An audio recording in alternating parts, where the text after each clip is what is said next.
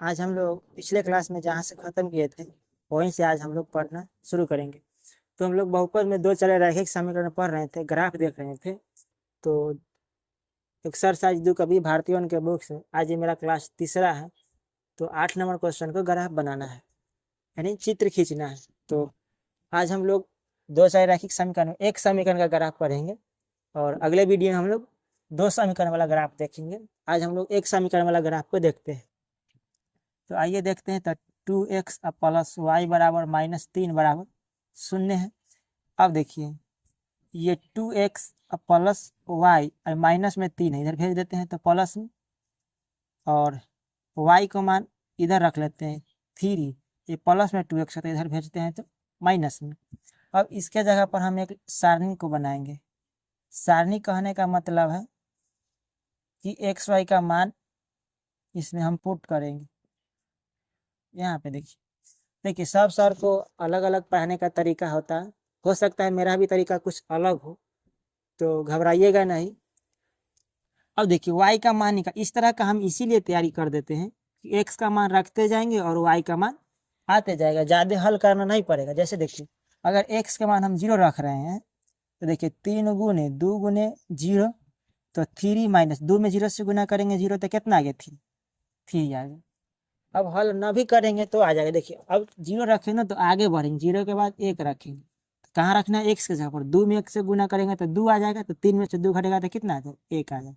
अब 2 रखिएगा तो 2 दूना 4, और 4 में से 3 घटेगा तो -1। हम लोग किसी को समझाने के लिए बना के दिखा देते हैं कि देखिए ऐसे किए तो ये वाला आएगा। जैसे देख लीजिए 3 2 x की जगह पर अब 2 रखते हैं, 2 तो 3 गुने 2 दूना कितना हो गया 4, और 4 में से 1 घटेगा तो कितना आ जाएगा, सॉरी 4 में से 3 घटेगा तो माइनस। देखिए y का मान -1 लिखिए। तो इस तरह का करने से हल करना कम पड़ता है, मान रखते जाइए आंसर। अब देखिए ये x अक्ष हो गया, ये y अक्ष हो गया। ग्राफ बनाने के लिए स्पेशल कॉपी आता है, ग्राफ कॉपी, उसमें बनता है।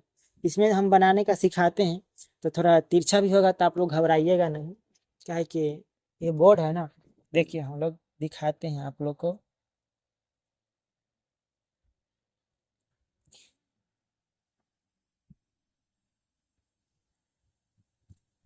देखिए दोस्तों y अक्ष होता है और y डैश x होता है, और ये x डैश ये होता है मूल बिंदु, ये होता है मूल बिंदु। हम नंबरिंग करेंगे, इधर वाला x का ही मान लिखेंगे, लेकिन होगा ये प्लस में सब होगा।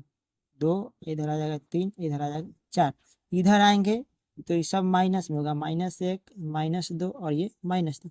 y के ऊपर जाएंगे तो सब प्लस में होगा, 1 ऊपर जाइएगा 2 ऊपर जाइएगा 3, और नीचे आइएगा तो माइनस में होता है, -1 -2 -3 -4। ये नंबरिंग हमने कर लिया। अब देखिए पिछले क्लास में हम कहे थे कि जब x बराबर 0 होगा तो y अक्ष पर होगा। देखिए ये मूल बिंदु जो है, ये मूल बिंदु ये दोनों के लिए होता है, x अक्ष के लिए भी होता है और y अक्ष के लिए भी होता है। ये मूल बिंदु जहाँ पे हम पेन रखे हुए हैं मार्कर, ये x अक्ष के लिए भी होता है और y अक्ष दोनों के लिए होता है। लेकिन जब x बराबर 0 है तो y बराबर कितना, हम दोनों के लिए करें तो x के 0 होता है यहाँ और y के 0 होता है। लेकिन y बराबर कितना है 3, तो हम लोग y को 3 पर जाएंगे तो y के 3 का है यहाँ, तो यहाँ पर ऐसे हम पेंट कर देंगे। अब देखिए x का भी 1 है और y का भी 1 है, x का भी 1 है y का 1। हम लोग मूल बिंदु पर हैं, x का 1 हियाँ है, y का 1 हियाँ है, तो x का 1 अपने रास्ते ऐसे बढ़ेगा और y का 1 अपने रास्ते इधर भरेगा। तो एक समय आएगा जो दोनों यहाँ पर आके क्या होगा, मिल जाएगा। अब देखिए x का मान 2 होगा तो x का मान यहाँ 2 है, y का मान -1 है तो y का मान -1 है, तो y का मान -1 जो है ये अपने रास्ते बढ़ेगा, और y के और x का मान जो +2 है वो अपने रास्ते इधर आएगा। तो यहाँ पे एक समय आएगा जो दोनों क्या एक जगह आके मिलेगा, तो जहाँ पे मिलेगा वहाँ पे पेंट कर देंगे। अब देखिए तो बनता है ग्राफ कॉपी में, तो तीनों बिंदु अगर स्केल से हम लोग बनाएंगे, अगर तीनों बिंदु अगर मिल रहा है समझिए कि ग्राफ सही है। अगर तीनों बिंदु एक लाइन में नहीं आ रहा है तो समझिए कि ग्राफ वो गलत होता है। तो आइए हम लोग मिलाने का कोशिश करते हैं।